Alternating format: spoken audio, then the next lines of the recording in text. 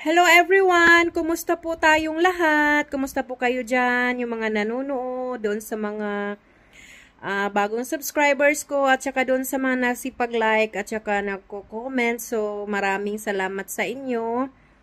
Ngayon guys, kasi hindi ako masyadong busy, yung may time ako na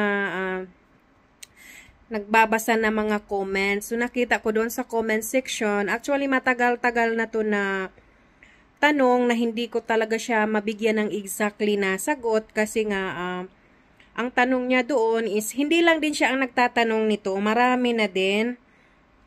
So ngayon, para maliwanagan talaga kayo, hinanapan ko ng paraan kung paano ko kayo mabigyan ng halimbawa. Kasi doon sa tanong, tinatanong niya doon kung magkano yung nani-net pay namin, kumbaga magkano yung na-take home pay namin.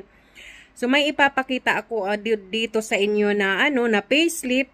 Again guys, itong video ko, ulitin ko sa akin lang to ha. Tsaka, lahat ng nandito, lahat ng pinagsasabi ko, tsaka yung mga pinapakita ko dito is yung akin talaga. Para at least, masagot ko siya. At yun, talagang alam ko kasi akin.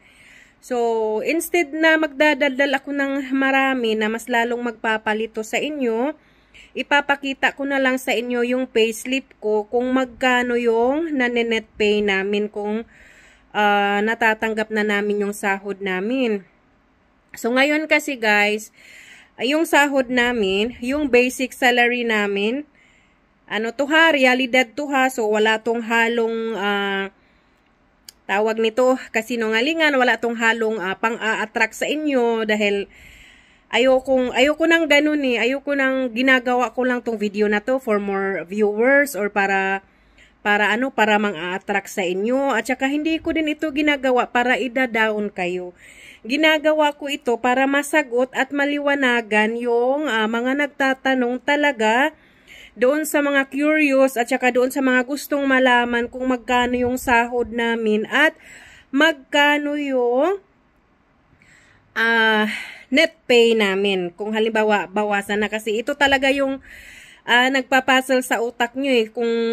Kung halimbawa ang sahod is ganito, magkano na lang ang natitira. So yun ang una nating kinukwenta eh. Kung may matitira pa ba, di ba guys? Sinong relate dyan? Sinong relate dyan na nag-iisip ka na ng sahod, wala pa nga yung sahod, iniisip mo na magkano na lang yung matitira, magkano na lang yung net pay na matitira kapag bawasan na doon sa lahat ng mga ibabawas. Kaya aminin doon sa mga katulad kong mag-isip, totoo naman eh. So ayan, dito tayo sa realidad. Ito totoo to. So reality tayo para aware kayo at saka para na rin din to sa inyo na nasa sa inyo na mag-isip talaga. So kaya ipapakita ko sa inyo mismo yung sarili kong payslip talaga at nang makita nyo talaga siya kung magkano. So ngayon sasabihin ko sa inyo ang totoo, yung sinasahod namin dito mostly at saka yun sa mga bagong, hindi ko alam yung mga bagong dating dahil wala pa akong na-interview. So hopefully meron. Pero yung sa amin sa ngayon halos magkapari-pariho lang. Yung sinasahod namin sa ngayon na is 2,083 euro. Again, 2,083 euro yung sahod namin sa ngayon. So, naghahanap kasi ako guys ng explanation doon sa tinatanong na net pay. So, mahirap talaga siyang ipaliwanag. Gawa nga ng yung sinasahod ko at saka yung net pay na matatanggap ko is nakadepende din yun every month. Kasi every month hindi lang talaga stuck doon sa basic yung salary na natatanggap ko. Kasi meron kasing mga evening shifts na nadadagdag, merong mga extra works, yung mga overtime, ganun. So, iba-iba kada buwan yung sinasahod ko. Hindi talaga siya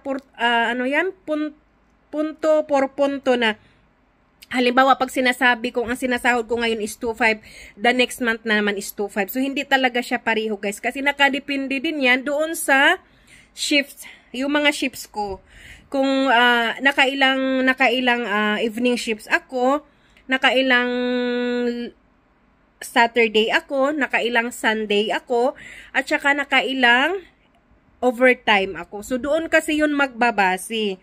So, every shifts ko naman, hindi pare-pareho. Meron ako mga shifts na konti lang yung evening ko. Meron din konti lang yung Saturday. Meron din konti lang yung Sunday. Kaya, doon siya magbabase kung magkano yung matatanggap at kung magkano yung maninit pay. So, ito, hinanap ko talaga siya guys sa payslip ko. Hinanap ko ito yung lowest. Ito yung lowest na payslip na natanggap ko na walang masyadong, wala siyang masyadong mga madami akong extra works ba. Pero, lagpas pa din siya ng 2,083 euro. Again, yung 2,083 euro is basic yun. So, may additional ka o sa wala, yun yung gross pay mo talaga. Yun yung salary mo talaga. As in, yun yung nasa kontrata. Pero naman kasi meron tayong mga extra additional, yung mga pakunti-kunti na mga ilang minuto, mga ganon.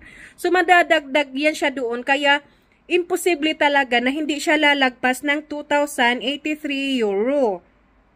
So, mayroong maging 2,400, 2,500. Basta, lagpas talaga siya. Basta may mga ganun kayo na shifts. Pero ipapakita ko to sa inyo, mas maganda na dito tayo mag-focus kung saan sa basic lang. Mas magandang masanay tayo dito at matuwa na lang tayo magpasalamat kung mas mataas pa dun yung natatanggap natin. So, hinanap ko talaga guys yung payslip ko na yung pinakamababa sa salary ko na 2,083 euro. So, pinakabababa talaga siya. Hinanap ko siya kasi doon ako magbabase muna sa mababa kung magkano yung naninet. Pero akin to ha, siguro kung inabot ako sa ganito, kung para sa akin mababa na to, wag nyo sabihin ang yabang-yabang naman ito. Pinakamababa, mas mababa pa nga yung sa amin. Yun nga yung sa akin Yun yung mas mababa sa akin kasi siguro para sa nung mga time na yan is kaunti lang yung tawag nito, yung mga additional ko. Pero kung meron mang mas mababa pa dyan na kinikita sa akin, wag niyo sabihin na nagmamayabang ako dito. Hindi po magmamayabang yun. Kasi hindi nga tayo pareho ng kinikita at saka hindi rin tayo pareho ng mga extra work. So siguro kung ang sa inyo is mababa pa dyan, so wala kayong gaanong extra work nung mga time na yan.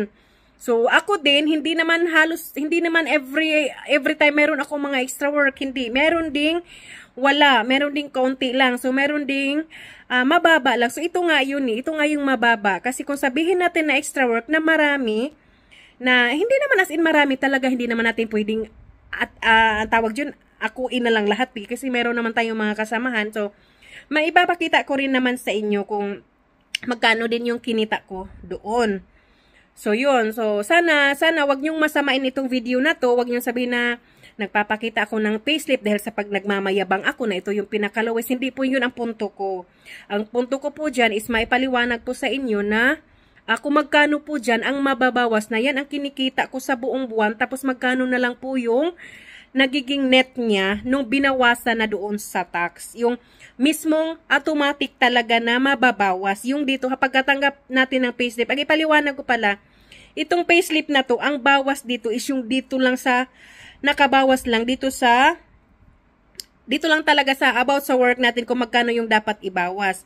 So, yun lang. So, kung magkano yung natitira, hindi pa yan kasali dyan yung bawas ng rent, pagkain, kuryente, internet, padala sa Pinas, or yung mga sarili natin na expenses. So, hindi pa yan.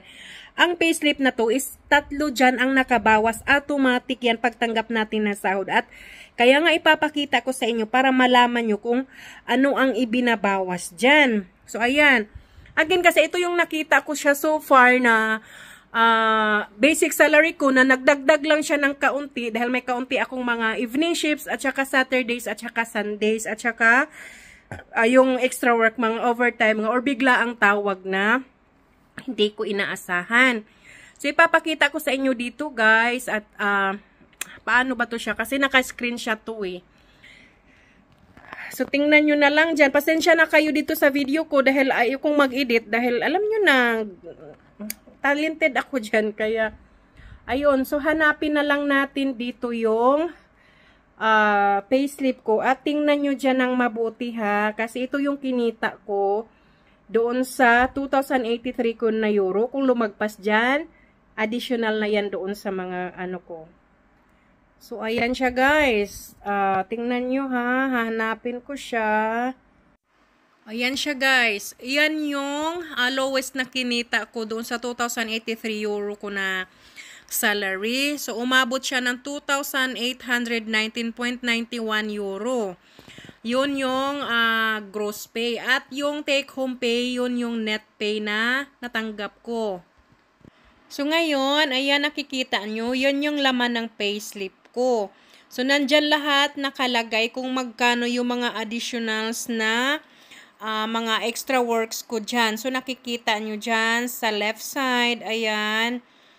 Makikita nyo kung may nakakaintindi. Kung wala, pwede nyo namang i-google. So, nandoon yung mga overtime work ko, yung mga Saturdays and Sundays, at napasali pa dyan yung Cyrus Aika ko kasi nung time na dyan is nagkasakit ako.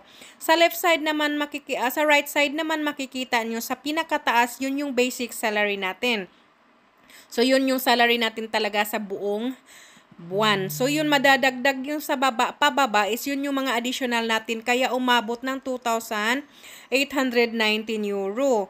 At kung makikita nyo naman sa pinakababa, dyan sa right side na mga amount, may tatlo dyan na parang may negative sign. So, yung tatlo na dyan is yun yung automatic na mababawas doon sa 2,819.91 euro kung bakit nagne-net pay na lang ako ng 2,096.61 euro. So, ayun, sana maliwanag guys sa inyo. Tingnan nyo na lang mabuti, i-zoom nyo na lang dyan. Kasi sa isang buwan is mayroong mga additionals. Kaya umabot ako doon sa 2,819.91 euro. So, hindi ibig sabihin guys na yun siya is palagi kong natatanggap buwan-buwan. Meron din naman sigurong mas mababa pa dyan, or isipin na natin, sabihin na natin sa inyo, baka nakatry din kayo na mas mababa pa dyan. So, medyo mababa din yung take-home pay. Meron din sa inyo na mas mataas pa dyan. So, medyo mataas din yung take home pay. Kaya, depende talaga yan. Depende kung magkano yung aabutin doon sa kikitain mo sa isang buwan. Kasali na yung mga extra works mo. Kaya, hindi ko talaga siya as in masabi kung ano talaga yung magkano talaga yung net pay, kasi sa isang buwan talaga guys, sa buong ilang taon na ako dito, magkaiba halos yung sinasahod ko sa hindi pare-pareho.